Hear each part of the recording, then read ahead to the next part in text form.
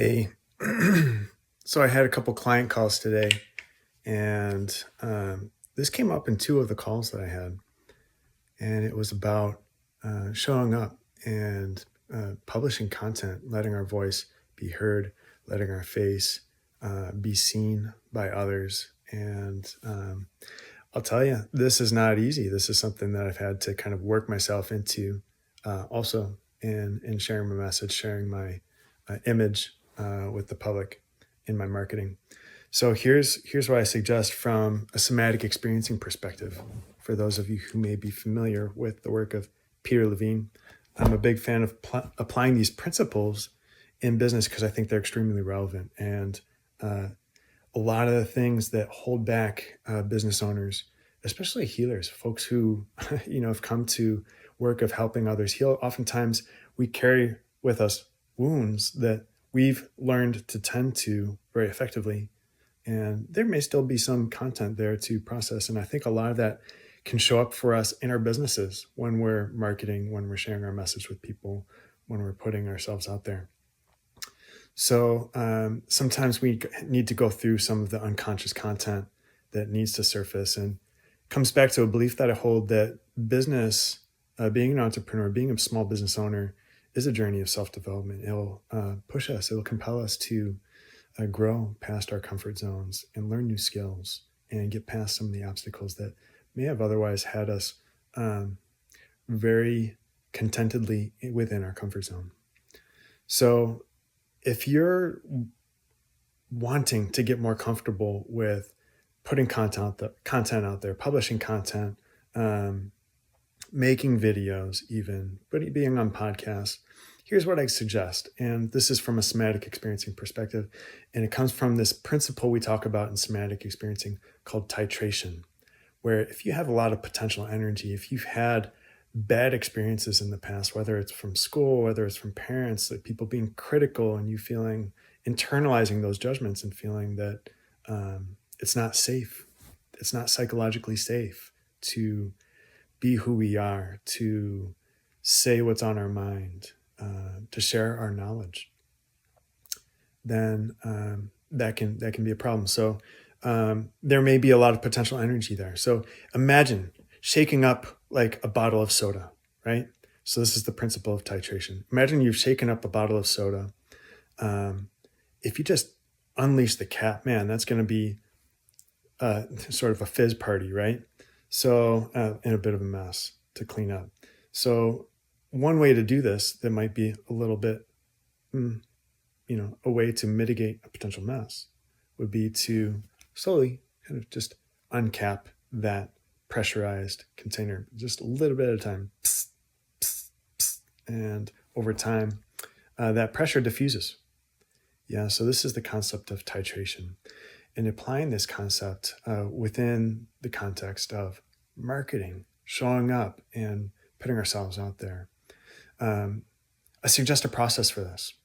So what you can do is first imagine something that's very, very doable, right?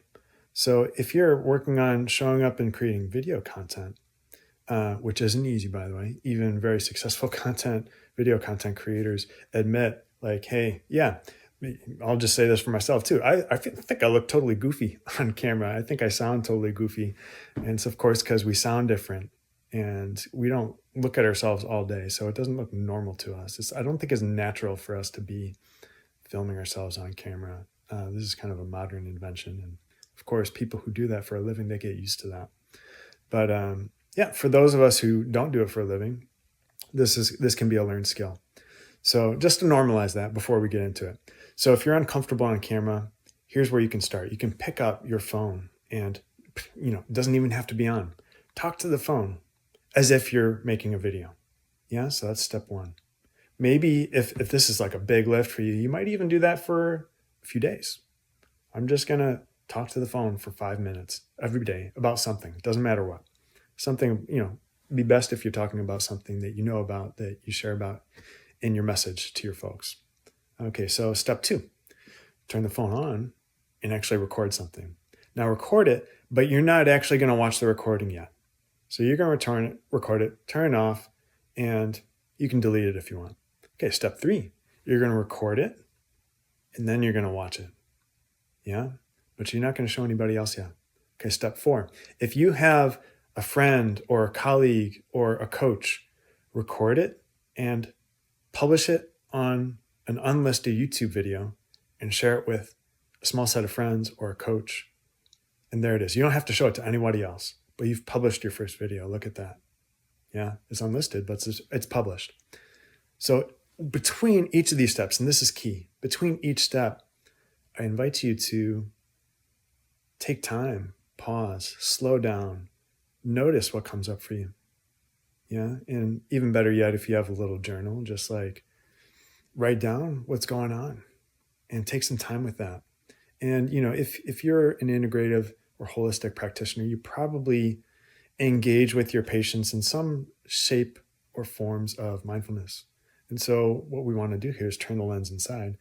Be a great coach. Be a practitioner for your own self here, in your own sort of overcoming these limitations and perhaps healing things. So journal. How would you advise and lead a client who's struggling with this? Yeah. So noticing what comes up, noticing the feelings, noticing the sensations. Oh man, like sensations. Like I get really tight in my shoulders when I'm doing a video, or I feel like my chest, my heart's like beating a lot faster. So just noticing those things. Yeah. So next step would be, of course, to publish it and put it out there and see what happens. Yeah. And as you build up this, we're building up some resilience in our ability to show up and emerge as leaders, sharing what's likely a vital message that's going to help people heal, sharing that message with your community and your online community. So we're building up calluses by doing this. We're building resilience. We're building up our calluses. And, even though I may still watch these videos and be like, oh man, I look so goofy. Oh man, I sound so goofy. By and by, those thoughts get less. It's just like, of course I sound goofy. It's okay. I'm going to publish it anyway. Right. And over time, if you're going to get better, number one, things that you practice over time, you're going to get better. The videos are going to get better. You can always go back on your YouTube channel or your Instagram feed or wherever you're publishing, and you can delete the stuff if you're like, man, that stuff's such a joke. My stuff is like 5 times better now. So we'll see if this one stays, if it stands the test of time. Hope you enjoyed this. Feel free to throw in the comments if this was helpful. I'm going to put in the comments a quiz that I think is really helpful to help you understand your business type. And this is what I call the integral business type self-assessment. And I would love for you to fill that out and come to a deeper understanding of where your areas of growth may be in your business. And happy to do. If you go through that, you'll have an option to do a complimentary coaching call with me if you so desire. So at any rate, yeah, I would love to hear how this lands. Hope it was helpful. Take care for now. Bye-bye.